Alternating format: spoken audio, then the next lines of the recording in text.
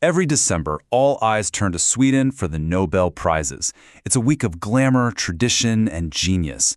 But, while the cameras are all focused on the royalty and the laureates, there's a much more complex story unfolding just beneath the surface. So, what's really going on in Sweden during its most famous week? Let's dive in. What we're really exploring today is a tale of incredible contrasts. We're looking at one single city, Stockholm, that's basically hosting two completely different worlds at the exact same time. On one hand, you've got this world of celebration and global prestige, and on the other, a world of protest and some really urgent domestic concerns. So, here's how we're going to break it all down. First, we'll take you right inside the Nobel ceremony. Then we're going to step outside onto the streets to see what else was happening. After that, we'll zoom out to look at the big picture for the nation, security, the economy. And finally, we'll tie it all together to look at the broader story of Sweden today. All right, let's start with the main event. Section 1 takes us inside the ceremony itself, a world of incredible pomp, deep-rooted tradition, and literally some of the most brilliant minds on the entire planet. The ceremony in Stockholm is always a spectacular affair.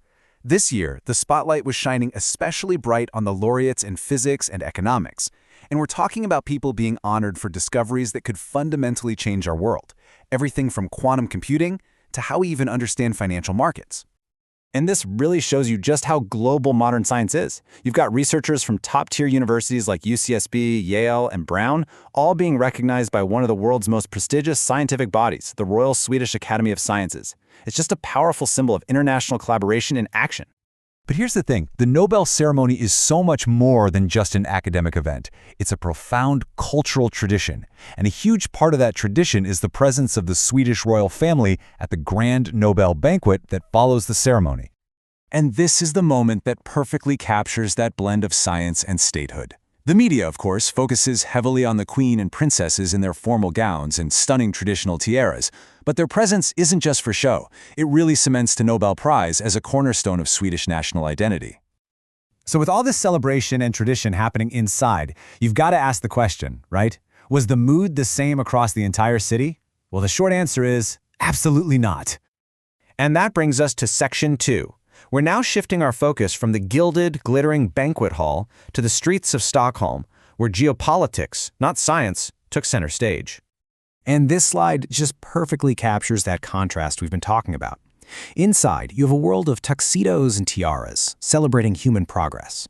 But just outside, a very, very different scene was unfolding, one focused on urgent international policy and public dissent. So, what was going on? An anti-war demonstration gathered right near the venue. The protesters were there to voice criticism of Israel and the United States regarding the conflict in the Middle East. Now, it's really important to note that authorities reported the demonstration was peaceful, with no major disturbances. So the crucial point here is the simple coexistence of these two starkly different realities, side by side. And this focus on international affairs wasn't just limited to the streets. It's also a top priority for the nation's leaders. And that brings us right into Section 3, Sweden's national posture, starting with defense and the economy. At the same time Nobel Week was underway, Sweden's Home Guard commander was delivering a really critical year-end summary. The key takeaway? A clear message of enhanced strength and preparedness in what is, let's face it, an increasingly uncertain world. So let's break that down into what it actually means. The commander's message really centered on three key pillars. First, a direct increase in military readiness.